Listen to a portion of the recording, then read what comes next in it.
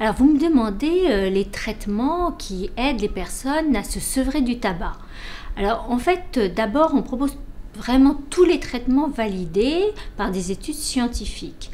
Donc on propose donc des traitements de substitution nicotinique et actuellement c'est l'association patch et des formes orales qui est considérée comme la plus efficace dans toutes les études menées dans le monde entier. Alors ce qui fonctionne très bien, en plus des traitements pharmacologiques, ce sont des conseils en termes de comportement. Déjà, proposer aux personnes de ne pas fumer chez elles. Vous voyez, il y a déjà des stratégies comme ça qui aident à limiter ou à réduire le nombre de cigarettes par jour.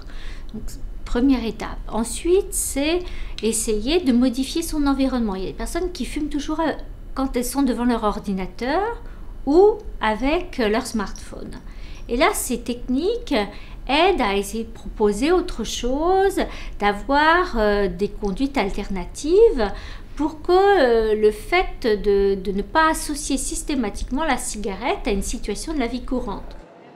Donc on propose un traitement, des conseils comportementaux, un suivi et en général cela permet à une personne sur deux de maintenir l'arrêt 1 mois et donc d'augmenter ses chances de maintenir cet arrêt à long terme. Quelqu'un qui maintient son arrêt 1 mois a 5 fois plus de chances de rester en arrêt au terme d'1 an. Et donc nous savons par nos données françaises qu'une personne sur 2 peut y arriver. Si les gens nous interrogent sur la cigarette électronique et l'ont déjà, très souvent il va falloir redresser le tir avec des patchs en plus et la discussion avec eux sur comment ils utilisent leur cigarette électronique, est-ce qu'ils utilisent de la nicotine, quel dosage, pour essayer, s'ils ne veulent pas autre chose, de ne pas finalement les décourager dans leur démarche, mais à trouver la meilleure option pour eux. Si quelqu'un a beaucoup d'antécédents, on sait que les personnes cardiaques ou qui ont des bronchites chroniques obstructives, du diabète, ont beaucoup de difficultés à arrêter de fumer.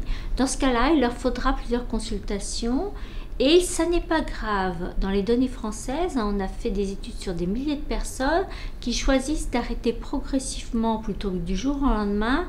Nous avons des taux de sevrage qui sont comparables dans les deux groupes. Il y a 3% des gens qui arrivent à arrêter seuls. Bon, mais souvent, ça va être difficile.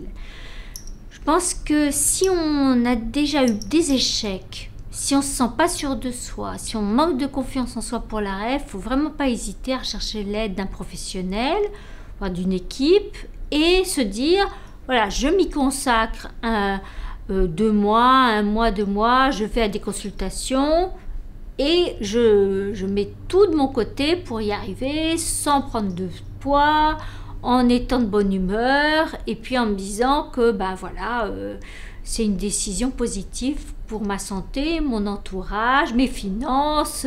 On peut trouver beaucoup de motivation.